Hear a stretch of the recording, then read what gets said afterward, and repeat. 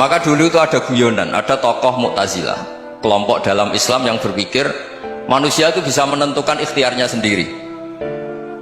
Karena saya bisa duduk, ingin duduk, ingin berdiri, berdiri. Karena kelompok ini nggak terima kalau semua kehendak Allah, nanti bagaimana kalau semua kehendak Allah kok ada hisab ya, ada sanksi.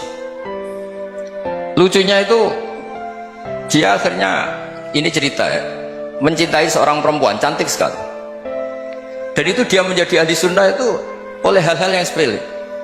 Karena istrinya cantik, ya namanya suami istri itu hubungan intim. Terus ditanya, Mas, masih ingin lagi? Masih. Silahkan diulang lagi. Wah ya tidak bisa. Katanya manusia bisa menentukan yang diinginkan. Itu tobat itu. Itu nggak bisa ditobatkan Mas Sufyan Ats-Tsauri. Orang cantik yang mudah nobatkan orang itu orang cantik. Segampang itu. Akhirnya kita tahu, makanya kalau dalam kitab Hikam itu disebut al-aqil mayakul madza yaf'alu wa bi wal ghafil mayakul madza af'al. Orang yang punya akal karena sadar ini wilayah Allah, semua milik Tuhan, itu dia tiap hari berpikir besok Allah akan melakukan apa terhadap dunia ini. Kamu merencanakan sesuatu, mau plesir ternyata gempa, mau wisata ke Rusia ternyata perang. Kamu tidak pernah tahu apa yang akan terjadi besok. Wa ma tadri nafsum madza taksibu ghadan. Tapi anda semua kita ini sering punya jadwal permanen. Makanya saya kalau diundang siapa saja bisa takdir. Yang jelas Gus, ini acara penting. Ya masih acara penting, nak pangeran ngersakno piye kok ape dadi pangeran, kamu kok mau jadi Tuhan. Itu kadang ya kiai. Penting Gus acara ini, jenengan harus memastikan bisa. Loh, kamu itu yang ngajarin tauhid, sesuatu itu biadillah, kok bilang-bilang apa pasti. Kalau maksa terus tak tobatkan kamu kata saya. Ya kalau gitu Gus bilang insya Allah. Wah itu hati saya, fisik saya, roh saya sudah bilang insya Allah. Nggak usah kamu latih kata saya. Nah hal-hal tauhid keseharian itu gampang sebetulnya. Wal ghafil yaqulu madza af'al. Tapi orang yang lupa Allah, dia setiap hari bilang besok apa, kita bisa melakukan apa. Seakan-akan dia itu aktor, dia penting, dia subjek permanen, dia. Padahal kita ini hanya objek kehendak Allah Subhanahu wa taala. Karena kita yakin sesuatu yang terjadi di alam raya ini kita tidak bisa apa-apa.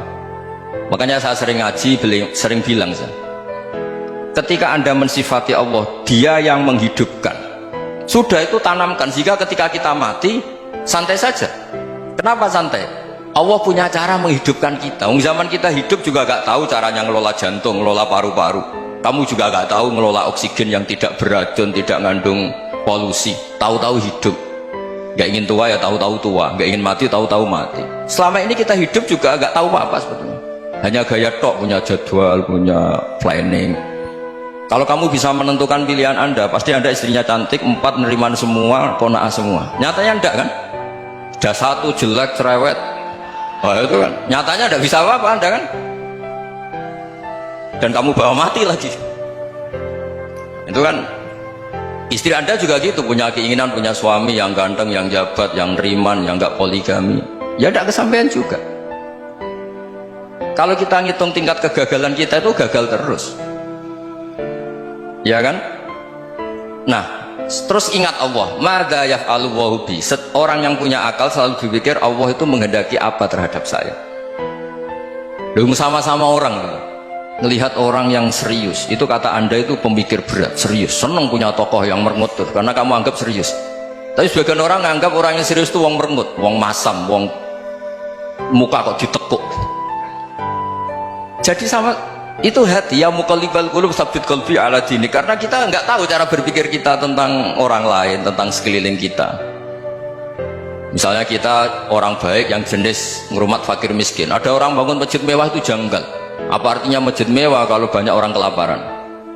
Tapi kalau yang jenis pendidikan, apa artinya masjid mewah kalau tidak bisa ngaji? Nanti yang jenis infrastruktur, apa artinya ini kalau semuanya punya sudut pandang yang berbeda-beda. Dan Islam mengapresiasi semua kebaikan.